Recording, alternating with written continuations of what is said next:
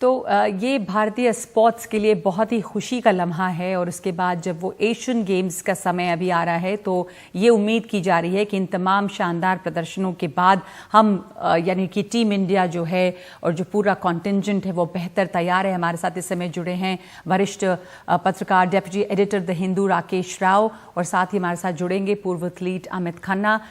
राकेश राव हमारे साथ जुड़ गए हैं, बहुत शुक्रिया आपके समय के लिए। और सबसे पहले तो मैं आपसे समझना चाहूंगी कि ये जो लम्हा है जहां पर भारतीय स्पोर्ट्स के लिए, एथलेटिक्स के लिए, उनके चाहने वालों के लिए एक बहुत ही कहूं तो बेहतरीन फेज रहा है। कई मेडल्स कई जगह पर, पिछले हफ्ते देखिए प्रज्ञानंदा की इतनी चर्चा थी, इस दफा इतनी खुशी की खबर। तो ये जो एथलेटिक्स में हम देख रहे हैं तमाम अच्छे परफॉर्मेंसेस, इसको किस तरह से हम देखेंगे, आप कैसे एनालाइज करेंगे? फैसिलिटीज बेटर हैं, मौके बेहतर हैं, क्या अच्छा हो रहा है भारतीय एथलेटिक्स के साथ? नगमा देखिए, न्यूज आ रही है हर जगह से, चाहे वो शतरंज हो, हॉकी हो, बैडमिंटन हो, और अभी जैसे हम बात कर रहे हैं एथलेटिक्स की बात कर रहे हैं, और ऐसे भी शूटिंग से हमारे पास रेगुलरली आते रहते हैं, आर्चरी से आते रहते हैं।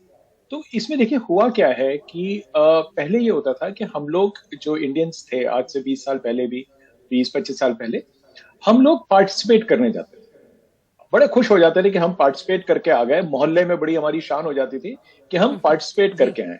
अब हम कंपीट करने जाते हैं। ये एक बेसिक फर्क है, माइंडसेट का बहुत फर्क है, क्योंकि ये जनरेशन जो है 25 साल की अगर मैं बात करूं तो अभी जो कंपीट कर रहे हैं, जैसे नीरज की उम्र ही 25 साल है, तो एक्सक्यूज मी, सॉरी, इसमें क्या हो रहा है कि ये जनरेशन को एक्सपोजर भी अच्छा मिला है।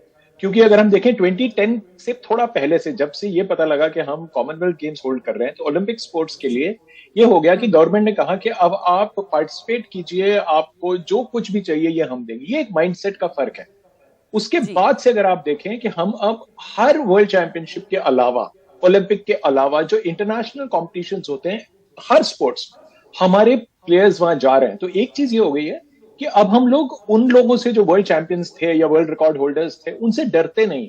अब हम लोग उनकी तरफ देख के कहते हैं अगर वो कर सकते हैं हम भी कर सकते हैं, क्योंकि आप उनको हर दूसरे टूर्नामेंट में देख रहे हैं, उनके साथ आपको एक मौका भी मिलता है कि आप जाके उनसे जाके एक बात करें। तो ये जनरेशन जो है ये डरता नहीं है, और ये एक फर्क पड़ा है कि आपका जो माइंडसेट चेंज हुआ है, सेल्फ बिलीफ, जो आप अपने आप के ऊपर जो आपका भरोसा रहता है वो ज्यादा हुआ है। और ये जनरेशन ने जो परफॉर्म किया है, इसीलिए हम जब देखते हैं ये जनरेशनल चेंज है। इंफॉर्मेशन ज्यादा है आपके पास, फैसिलिटीज ज्यादा है, जनरेशनल चेंज है, माइंडसेट की में बहुत बदलाव है। अब हम सिर्फ हिस्सा लेने के लिए नहीं जा रहे, हम जीतने के लिए जा रहे हैं। किसी से डर नहीं है, तमाम जगह पार्टिसिपेशन ज्यादा है। अमित खन्ना हमारे साथ जुड़ रहे हैं, जिन्होंने खुद रिकॉर्ड बनाया और उस दौर में और अब के दौर में जिस तरह की फैसिलिटीज हैं अमित, और आपने कल जो वो रिले रेस देखा और कितनी शानदार प्रदर्शन वहां पर थी तमाम भारतीयों की, जो उम्मीद नहीं थी उससे ज्यादा यहाँ पर परफॉर्मेंस दिखी। तो उस लम्हे को आपने जरूर देखा होगा अपनी पूरी टीम के साथ में। आप बताएंगे वो कैसा रहा एक्सपीरियंस, क्या आपने देखा इसमें? जी, मुझे तो अभी भी गूज बम्स आ जाते हैं जैसे मैं उस लम्हे के बारे में सोचता हूँ। सबसे पहले तो पूरे देश को बहुत बहुत बधाइयाँ। Incredible performance by all the athletes, चाहे वो नीरज चोपड़ा हो या 4x4 की रिले हो या अदर फाइनलिस्ट हो जैवलिन के, उनको भी ना भूलें, क्योंकि पहले 6 स्थान में से 3 भारतीय रहे हैं इस जैवलिन में। और जैसा कि मेरे सहयोगी बता रहे थे कि माइंडसेट का डिफरेंस है डेफिनेटली। एथलीट्स, इससे पहले मेरे को याद है हमारे टाइम पे बहादुर प्रसाद जब भागने जाते थे तो उनको ये बोला गया था कि एक राउंड आप आगे लगा दीजिए ताकि इंडिया की जर्सी दिख जाए। लेकिन अब टाइम्स चेंज हो गया है। लेकिन इस चेंज के पीछे एथलीट्स के साथ साथ मैं कहूँगा सरकार का, मैं कहूँगा फेडरेशन का बहुत बड़ा योगदान है।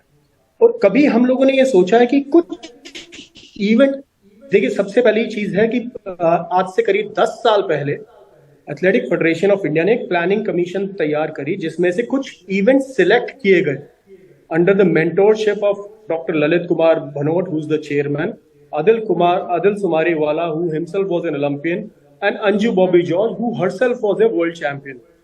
इन तीनों की मेंटरशिप में ये एक कमीशन बनी है, जिसमें से कुछ इवेंट सिलेक्ट किए गए हैं जिन पे ज्यादा ध्यान दिया जा रहा है, जैसे कि जैवलिन थ्रो, जैसे कि 400 मीटर, जैसे कि जंप्स, जैसे कि 3000 metre steeplechase, 20 kilometre walk. तो आपने ड्यूरिंग दीज 10 years डिफरेंस देखा होगा इन फ्यू इवेंट्स में, चाहे वो आप जैवलिन देख लीजिए, अगर आप जंपर्स देखें तो आज हमारे पास 8 मीटर प्लस कई जंपर्स हैं। तो ये प्लानिंग चल रही है कैच देम यंग वाली, नीरज चोपड़ा ने एक रेवोल्यूशन लेके आया है, और उसका फायदा उठाते हुए सरकार ने क्या किया है, अंडर 12 कैटेगरी शुरू कर दी है जैवलिन की, जैवलिन डे बना दिया है, और अंडर 12 में ह्यूज पार्टिसिपेशन रही है बच्चों की। तो catch them young, set their handwriting young at a younger age, ताकि आप उनकी टेक्निक जितनी जल्दी आप उनको सिखाएंगे उतना जल्दी वो उसको मास्टर करेंगे। तो इन चीजों का बहुत योगदान रहा है। I would say it is a team effort, और I think we are moving in a right direction. Congratulations to everybody who is behind this. जी, और अभी भी आप देखें, जैसा आप कह रहे हैं कि जैसे जैवलिन है तो इतना पॉपुलर उसको किया नीरज चोपड़ा ने, और अब आप देखेंगे कि शायद ज्यादा से ज्यादा बच्चे आगे आना चाहेंगे इसमें। ऐसे ही आप रिले देखें तो अब जो ये कामयाबी मिली है उसमें भी शायद और लोग प्रोत्साहित होंगे आगे आने के लिए। और आपने सही याद दिलाया कि पहली बार है कि 3 इंडियन है टॉप 6 में इस समय वर्ल्ड फाइनल में, तो ये कमाल की बात है। और ऐसे में अब एशियन गेम्स ज्यादा दूर नहीं है अमित, वैसे में ये टीम इंडिया और ज्यादा मजबूत, ज्यादा बोल्ड, ज्यादा जोश में नजर आती है।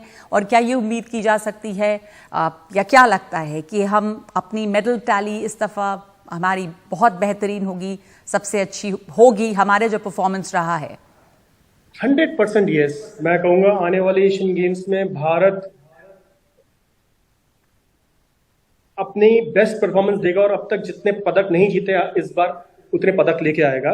मैं अगेन आप बताना चाहूंगा, ड्यूरिंग 90s हमारे एक जैवलिन थ्रोअर थे सतबीर सिंह, उन्होंने जब 80 मीटर्स के करीब थ्रो मारी तो हम लोगों ने कहा वाओ 80 मीटर्स थ्रो। आज भारत के पास 12 ऐसे थ्रोअर्स हैं पिछले जिन्होंने थ्रो मारी है। So this is incredible planning. Coming Asian games, whether it is 42 400 metre relay हो, चाहे वो लॉन्ग जंपर्स हो, हमारे पास 8 मीटर प्लस लॉन्ग जंपर्स हैं, चाहे वो ट्रिपल जंपर्स हो, चाहे वो विमेन लॉन्ग जंप हो, तो हम लोगों we are expecting the best performance. हम लोगों की बेहतरीन परफॉर्मेंस आने वाली है। Expecting the best performance. आपकी आवाज थोड़ी थोड़ी कट रही है।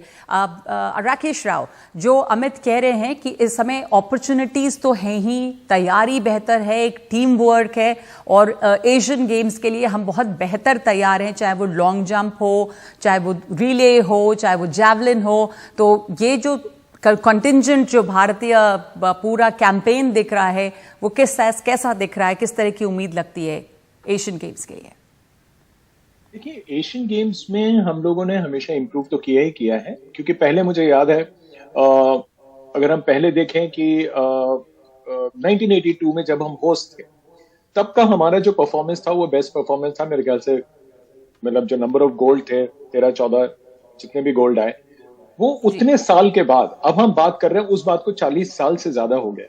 अब हम बात करते हैं कि हम ठीक है, चाइना जापान 2 कंट्रीज हैं, कोरियंस के साथ हम कंपीट करके उनसे आगे भी निकल सकते हैं, लेकिन अभी भी हम इस रीजन में भी we are not sports super powers, हम अभी भी नहीं कहते हैं, लेकिन this is work in progress, अभी काम हो रहा है। और ये जो रिजल्ट जो हम आज देख रहे हैं इसकी नींव बहुत पहले डाली गई, लेकिन अब ये एक चीज आ गई है कि स्पोर्ट्स को लोग अब खेल नहीं समझते, it is a proper industry. उसमें आप अपनी जो है अगर आप अभी से उसमें जाएं तो काफी पेरेंट्स का भी जो अगेन 25 सालों में जो चेंज आया है वो है कि पेरेंटल अप्रोच, जो पेरेंट्स का पहले होता था कि पढ़ाई पढ़ाई पढ़ाई, अब वहां से हट गया है कि आप आजकल अगर आप देखें क्रिकेट एकेडमी में पेरेंट्स अपने बच्चे को डालते हैं, वो ये नहीं कहते इनको इंडिया खेलना है, इनको यार एक बार आईपीएल खिलवा दो। दैट मीन्स स्पोर्ट्स के थ्रू आपकी लाइफ एक बार सेट हो जाती है।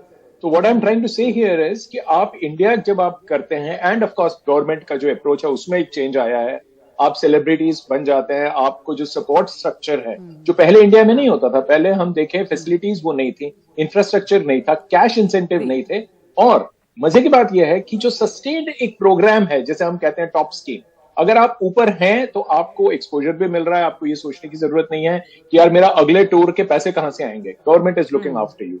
परफॉर्मेंस सेंट्रिक हो गया है ये, वो एक बहुत बड़ा एक चेंज आया है। तो अब लोग इंस्पायर्ड हैं और इसीलिए आप देखते हैं कि सारी जगह नॉट जस्ट 1-2 डिसिप्लिन, क्रिकेट अपनी जगह है, let's not even mix the two. मैं कह रहा हूं कि जो ओलंपिक डिसिप्लिन नहीं है, जैसे शतरंज है, देखिए हम लोगों ने पहले कि इसमें नगमा एक चीज आप याद रखें, एक माइंडसेट का जो चेंज आया है, पहले हम लोग यही मान के चलते थे कि जहां पे स्पीड है, स्ट्रेंथ है, स्टेमिना है, ऐसी चीजों में हमारा कोई हम लोग मैच कर ही नहीं सकते दुनिया को। 100 मीटर का रेस हम नहीं जीत सकते, मैराथन हम नहीं जीत सकते, वेट लिफ्टिंग हम नहीं जीत सकते, और जो स्पीड है 100 मीटर की रेस हम नहीं जीत सकते। तो ये 4 एस तो हट गए, एक एस बच गया इसके वाला, वो है स्किल।